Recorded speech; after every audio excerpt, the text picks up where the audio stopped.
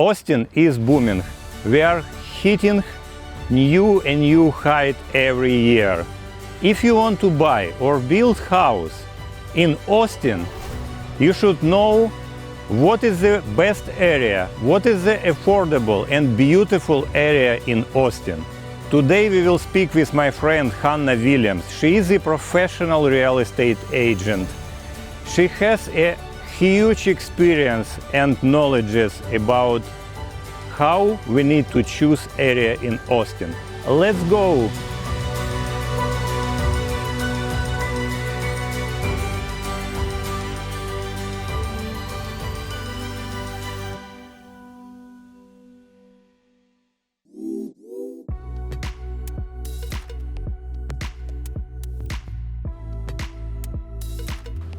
Knock, knock, knock. Hi, Igor. Hello, Hannah. How are you? Good to see you. Welcome. Yeah. Come on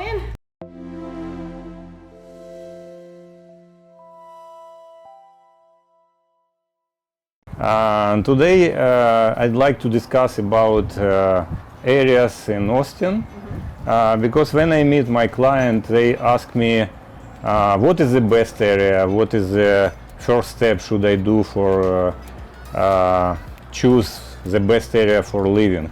For example, can we imagine if I decided to move to Austin? What is my first step should be? So I think it's really important to make lists. I'm a fan of making lists. And sit down. If you're by yourself, then you do it alone. If you're with a family or multiple people, do it together and decide what's important to you. Is it close proximity to work? Is it to be around nature? Is it walkability? Is it to be in nightlife? Is it to be secluded? What is important to you? And that helps to determine what areas we should start looking in. If people like nightlife, then they wouldn't want to move out to the hill country. But if they want more seclusion and they want to be maybe 30 minutes to downtown, then we love the hill country area. So I think just first identifying what's really important, and then next is what's your budget. So that's going to determine the areas that you can look in, because maybe you love downtown and maybe you have a big family and you want a 4,000 square foot house, but your budget is 600,000. There's not a whole lot of things we're going to be able to find, or we're going to have to get creative with how close to downtown we can get, or maybe the quality is going to have to suffer because maybe it'll be more of a fixer-upper. So it just depends on what's important to a person. Once you've done that, I would get a hold of a realtor, and a realtor can help get you situated with a search in areas that they think fit that criteria. Also visiting the Austin Tourism Center, or the Austin Visitor Center. That's what it was, not Austin Tourism, the Austin Visitors Center. And they have a list of all kinds of areas, wonderful things to do. And I would plan a trip to Austin if you haven't been here already, or if they hadn't been here already. Once you've identified those areas, plan that trip, have an agent take you around. And what I like to do is, when you're going around to the different areas, make a stop somewhere. Stop at a winery, stop at a restaurant, stop in a market, and that way you can really get the vibe of the area that you're in. You can get the feeling, the type of people that you're with. Or going to HEB, going to the supermarket, HEB restaurant, yeah. And understand is this area for us or no? Okay. Right. So when I lived in Dripping Springs for a short while, and Dripping Springs is a beautiful area, lots of wineries, lots of breweries, but if you're driving up and down the main highway, it doesn't look like anything that special. But once you drive off of the main highways, and this is true for anybody that's coming to visit, when I take clients around on Highway 71 or Highway 290 or even 620, they don't know what's beyond the highway. So you have to take them off, into an area to see all the things that are off the main highway, because a lot of it's hidden behind trees. We like to keep it natural here. Yeah, I know. We works in Apache Shores, Yeah. This like eclectic area, Exactly. natural area. I lived in Austin for 11 years before I discovered Apache Shores. Yeah? Yeah.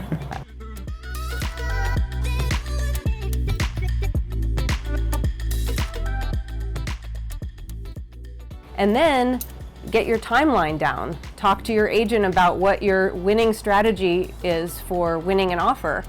And then start talking to moving companies. Do you want to have one moving company pick your stuff up in, say, California and then move it straight to Austin? Or do you want to get a pod delivery service, you know, so that you can load it yourself or hire a local mover? Then that pod is stored while you take your road trip to Austin, and then it's delivered here and you hire a local mover to help unpack that pod. When I moved to Austin in 2005, and before we moved Did here, you move from California? I did. Yeah? Yeah, Los Angeles. Yeah. I loved it here. What is a similar area in Austin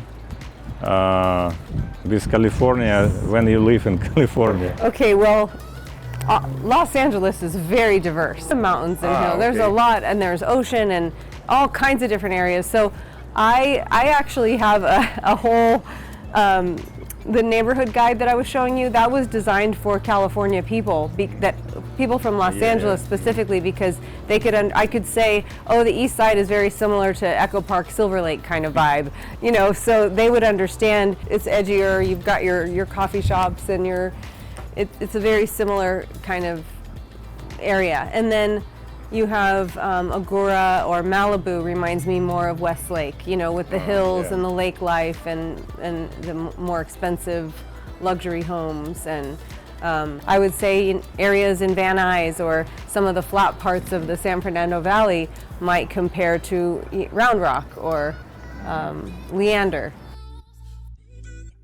Austin is booming now. And what is the still affordable area in Austin? In areas like Buda, some areas of Leander, Liberty Hill, in the outskirts of Austin, you can still find those affordable homes around 500 or sometimes even less. It depends on what your priorities are and what you're looking for in a home, but you can still find those. Can we imagine if I came from California and I want to buy, for example, 2 acres of land? Can I buy it in downtown, for example, or maybe other area? So again, we come back to budget, because you can go pretty close to downtown in certain areas of Westlake and get some acreage, some older homes. You don't really find the raw land there, but you can have acreage in Westlake. But if you want to have something a little bit more affordable, you can go out to Dripping Springs or Spicewood. Yeah. That's what I love about Spicewood and Dripping Springs is all the land that's available. Why you personally choose Spicewood?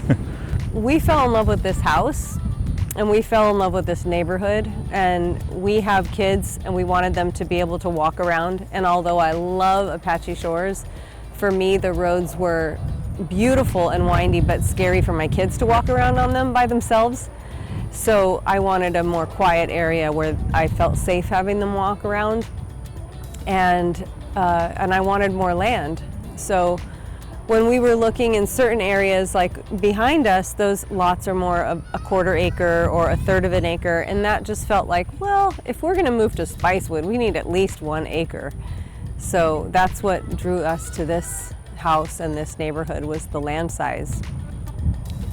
Okay, Spicewood, Lakeway, Apache Shores, Big Cave, it's northwest of Austin. What can you... A little more southwest. Yeah, southwest, yeah. What can you say about east or south of Austin? South Austin is beautiful as well.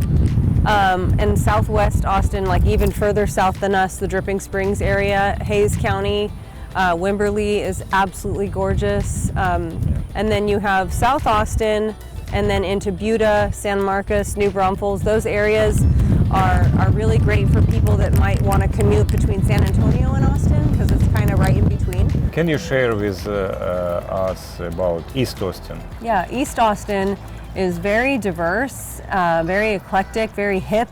You have a lot of diversity there, and you know, a lot of coffee shops, a lot of live music, a lot of nightlife, and then you have people that have lived in Austin a very, very long time.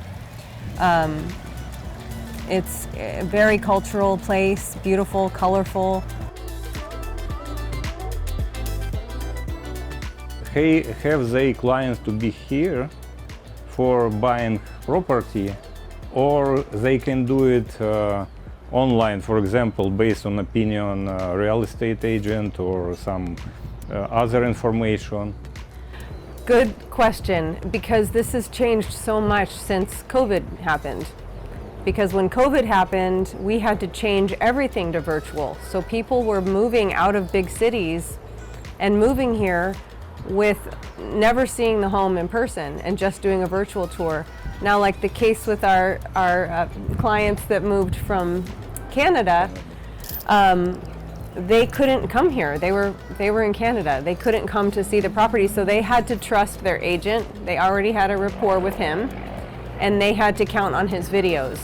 I have a client right now that we do virtual tourings almost every week, and I go out and I take the video and do a FaceTime with them, and then I'll sometimes just make my own video so that they can watch it on their own at home. And I show them the street, I go outside, I show the whole view outside, I show the neighbors. Sometimes I even, if I have Megan, you know, my awesome assistant, if I have her with me, I'll have her put the camera out the window while we're driving so they can see the street. You know, so I give them a feel for it. I love when agents take videos of the neighborhood like we've done with yours, is give a tour of the neighborhood with the video. Because it really gives people a feel, but they can absolutely buy it sight unseen, you know, without ever stepping foot in person. They can buy a property just by video and communication with their agent. They can do virtual signings. All the contracts are done via DocuSign or a different type of e-signing online. Woo! And they can do courier. They can get a courier out to do a remote closing even. So it's pretty interesting that you can do that nowadays. I've had some agents say, when I had an investor client in California, I had some agents say, have they seen the property? Because if they haven't seen the property, we're not going to accept your offer. Especially if it's a property, like these properties happen to be more rundown properties that needed work. So if it was a property that needed work, they didn't want to run the risk of any legalities if they sold this property to a buyer that's never seen it, and now they're looking at it and it's got more work than they imagined, and now they're going to turn around and sue the sellers, you know. So when I choose property for my projects, usually I pay attention to HOA restrictions, because every area has different restrictions. yes. Can you share with us about this topic? Yes, that's what's interesting, and we were touching on it earlier about different areas. So we could say, oh, we live in Lakeway, but it depends on what area in Lakeway you live in. The HOA fees and the tax rate is going to be different in every area. So for example, if you live in the Hills, it's a beautiful gated community. They call themselves the Hills. They're not even called Lakeway, even though they're in the middle of Lakeway. Just like Sunset Valley is in Austin, but it's called Sunset Valley. They're their own city, just like the Hills. So the tax rate is higher, and they have their HOA dues, and they also have a social membership because it's a golf course community, country club area. So they have a social membership that they have to pay. So Rough Hollow, you know, they have a what's it called? It's a marina fee that they have to pay in addition to their HOA fees, and their tax rate is high. Okay, what difference between areas between HOA fee, for example? So some areas like Apache Shores, yeah. we have a very low tax rate there. It's about 1.9, Yeah. and the HOA fees are very low. Last time I paid 100 per year. Right, 100 because of the section that house was in. The Yeah. Hunters Pass might be a different section and a different fee, but other areas like you know, this area is 1.9% tax rate and our HOA is 225, I believe, for the year, whereas others might be 775 for the year, or even a little bit more, a few $100s per month. So it's all different, and that's why you need a real estate agent that can help you.